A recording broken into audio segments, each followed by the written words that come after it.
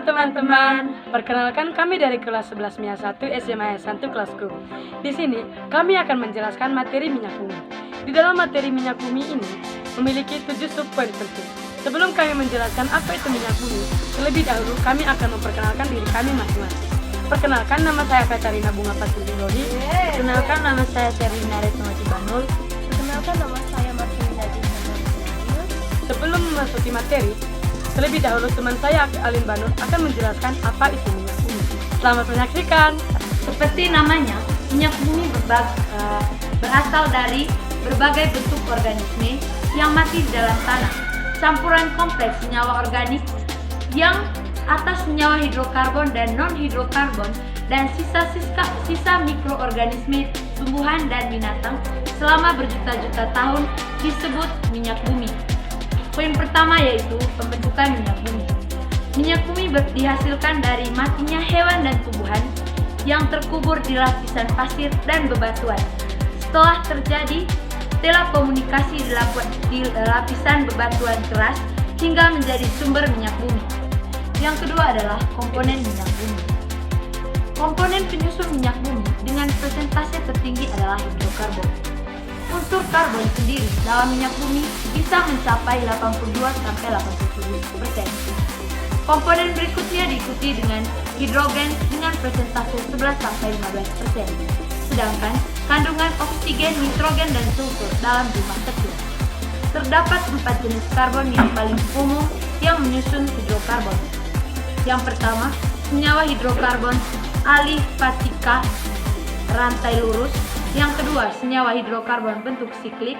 Yang ketiga, senyawa hidrogen bentuk aitavik berbentuk cabang. Dan yang terakhir adalah senyawa hidrogen berbentuk aromatik.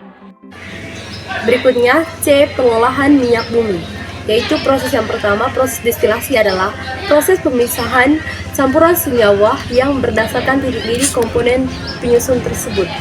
Minyak bumi mentah mengandung campuran senyawa hidrokarbon yang memiliki titik didih bervariasi, mulai dari metana yang memiliki titik didih yang paling rendah hingga reduksi yang memiliki titik didih yang paling tinggi, sehingga tidak teruap pada pemanasan, misalnya parafin, lilin, dan aspal. Cara destilasi ini menggunakan beberapa tingkat suhu pendinginan atau pengembungan yang lebih dikenal dengan istilah destilasi bertingkat. Proses yang kedua yaitu proses sarking. Proses ini dilakukan mengurangi molekul-molekul senyawa hidrokarbon yang lebih besar menjadi molekul-molekul senyawa yang lebih kecil. Dua proses sarking, yaitu proses sarking dengan menggunakan suhu tinggi dengan tekanan yang rendah. Yang kedua, proses sarking dengan menggunakan bubuk katalis platina. 3. Proses reforming dilakukan untuk mengubah bentuk molekul bensin yang bermutu kurang baik menjadi bensin yang bermutu lebih baik. Proses ini dilakukan dengan menggunakan katalis dan pemanasan. Yang keempat, polimerisasi dilakukan untuk mengubah molekul kecil menjadi molekul besar, misalnya penggabungan senyawa etana menjadi senyawa polietana. Yang kelima, treating dilakukan untuk memurnikan minyak bumi dengan cara menghilangkan pengotor-pengotornya. Yang keenam, proses blending merupakan proses yang dilakukan untuk meningkatkan kualitas produk siap pakai dengan cara menambahkan bahan-bahan aktif ke dalam vaksin minyak bumi. Salah satu bahan aktif yang digunakan adalah TEL. TEL ini merupakan bahan adiktif yang digunakan untuk menaiki bilangan okta bensin. Atau proses blending merupakan pencampuran untuk mendapatkan produk atau umpan yang memenuhi persyaratan atau spesifikasi yang diperlukan. D. Kualitas bahan bakar. 1. Angka okta. Angka okta merupakan mengukurkan kemampuan bahan bakar untuk menahan denotasi saat terbakar. Semakin tinggi angka okta, semakin tahan terhadap denotasi sehingga tingkat kompresi mesin dapat ditingkatkan. Bahan okta berkualitas rendah memiliki angka okta yang rendah yang dapat menyebabkan denotasi dini dan mempengaruhi performa mesin. 2. Kandungan sulfur. Kandungan sulfur merupakan zat yang terdapat dalam bahan bakar fosil seperti bensin dan solar. 3. Kandungan oksigen. Kandungan oksigen merupakan bahan bakar berkualitas baik, harus memiliki kandungan oksigen yang optimal. Oksigen yang dalam bahan bakar dapat membantu proses pembakaran yang lebih efisien dan mengurangi emisi polutan seperti karbon monoksida dan hidrokarbon. 4. Kandungan adiktif. Kandungan adiktif merupakan bahan bakar yang berkualitas baik, biasanya mengandung adiktif tertentu seperti deterjen, antioksidan, dan penambahan indeks okta. Adiktif berfungsi untuk membersihkan dan melindungi sistem bahan bakar, mengurangi endapan dan karat, serta meningkatkan performa mesin. 5. Kandungan air. Kandungan air merupakan bahan bakar yang harus memiliki kandungan air yang rendah atau bahkan tidak ada.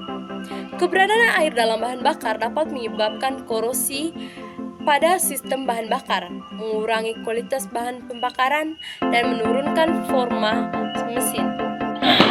Yang berikutnya adalah bahan bakar alternatif.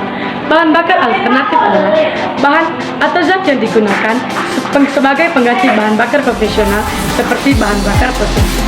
Bahan bakar alternatif digunakan karena memiliki emisi atau gas rumah kaca yang lebih sedikit dibandingkan dengan bahan bakar konvensional. Bahan bakar alternatif bersifat dapat diperbarui sehingga tidak akan habis dalam waktu yang dekat. Hal tersebut berbeda dengan bahan bakar fosil yang apabila digunakan secara terus-menerus akan habis dalam waktu yang dekat. Berikutnya adalah kegunaan minyak bumi dan residunya. Kegunaan minyak bumi dan residunya sangat luas dan bervariasi. Ada beberapa contoh kegunaan minyak bumi dan residunya. Yang pertama adalah bahan bakar. Minyak bumi dan residunya digunakan sebagai bahan bakar untuk kendaraan, pesawat, pabrik, dan pembangkit listrik. Yang kedua adalah sebagai industri petrokimia. Minyak bumi digunakan sebagai bahan bakar baku dalam industri petrokimia untuk menghasilkan pabrik produk kimia seperti plastik dan karet. Yang berikutnya adalah pemanasan dan pengelolaan makanan. Yang berikutnya adalah dampak penggunaan bahan bakar fosil. Seperti yang kita ketahui, penggunaan bahan bakar fosil memiliki banyak manfaat. Namun, penggunaan bahan bakar fosil menimbulkan banyak dampak negatif bagi kehidupan di bumi. Yang pertama, menyebabkan pemanasan global. Pembakaran bahan bakar fosil melepaskan gas rumah kaca yang tepat berada di atmosfer selama ratusan tahun. Gas rumah kaca hasil pembakaran bahan bakar fosil adalah karbon dioksida, nitrogen oksida, CH4, CO, dan sulfur dioksida. Yang kedua, pencemaran udara. Dampak pembakaran bahan bakar fosil adalah polusi udara. Sejak manusia menggunakan bahan bakar fosil secara besar-besaran, polusi di udara di bumi semakin tajam. Yang berikutnya adalah pencemaran tanah. Proses ekstraksi, pengolahan, dan pembakaran bahan bakar fosil menggunakan banyak bahan kimia yang menyebabkan pencemaran tanah. Belum lagi tumpahan bahan bakar fosil dan ledakan yang kerap terjadi di sekitar lokasi pengolahan. Yang berikutnya adalah mengurangi pasokan air bersih. Dampak pembakaran bahan fosil selanjutnya adalah mengurangi pasokan air bersih. Pembakaran bahan bakar fosil terutama untuk pembangkitan listrik menghasilkan panas yang sangat besar. Panas tersebut harus didinginkan oleh air. Setiap pembangkit listrik tenaga bahan bakar fosil membutuhkan ratusan galon air setiap harinya untuk mendinginkan pembangkitnya.